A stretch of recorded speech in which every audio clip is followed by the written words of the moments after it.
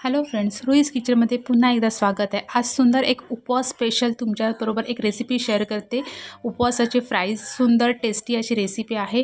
Recipe सुरू करायच्या आधी चॅनलवर नवीन असेल, चॅनल अजून सबस्क्राईब केलं नसेल तर सगळ्यात आधी चॅनल सबस्क्राईब करा आणि व्हिडिओ शेवटपर्यंत नक्की बघा। खूप सुंदर टेस्टी एक आपण रेसिपी करतोय। इथे अर्धा कप मी साबुदाणा घेतलेला आहे आणि तो मिक्सरमधून छान पावडर त्याची बारीक करून घ्यायची आहे। जितकी बारीक पावडर करता येईल तेवढी बारीक पावडर करायची आहे। त्याच्यात की आपण पाणी वगैरे काहीही वापरत नाही आहोत। इथे 3 उकडलेले मध्यम आकाराचे बटाटे घेतलेले आहेत, ते छानपैकी आपण किसून घ्यायचे आहेत त्याच्यामध्ये टाकायला। आणि ह्याच्यानंतर तुम्ही इथे बटाटा जर मोठा असेल तर 2 घेतले तरी चालतील, मध्यम आकाराचा असेल तर 3 घेतले तरी चालतील।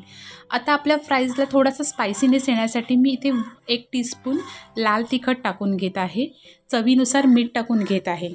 तुम्हाला जर ह्याच्यामध्ये शेंगदाण्याचं कूट वापरायचं असेल तर तुम्ही टाकू शकतात, पण तरीसुद्धा ते टाकलं तर तुम्हाला एक खिचडी किंवा साबुदाण्याच्या वड्याची चव येईल, त्याच्यामुळे मी इथे शेंगदाण्याचं कूट टाकत नाही आहे।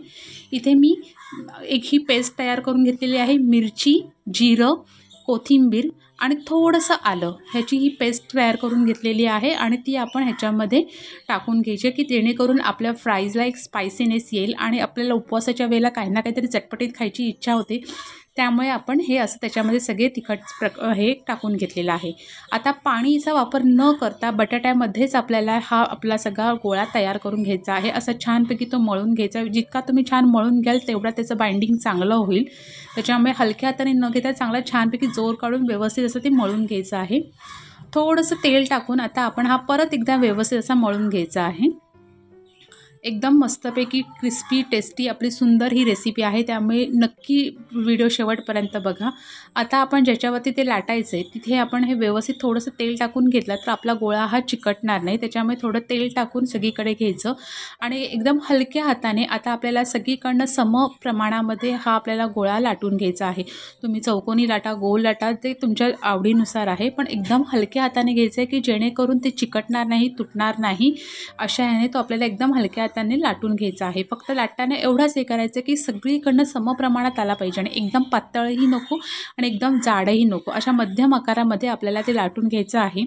आणि तुम्हाला जशा पद्धतीने आवडेल तशा पद्धतीने साधारण त्याचे इथे तुकडे कापून घ्यायचे आहेत। हे बघा मी अशा पद्धतीने इथे कापून घेते। तुम्ही जसे तुम्हाला अजून मोठे पाहिजे असतील तरी चालेल, पण एकदम मोठे पण नको आणि एकदम छोटे पण नको। साधारण आपले रेग्युलर आपले फ्राईज असतात तशा पद्धतीने आपण कापायचे आहेत। फक्त हिची साईज बघा, ही मी अशी दाखवली आहे, अशा पद्धतीने हे करताना आपण एकीकडे तेल गरम करायला ठेवलेलं होतं।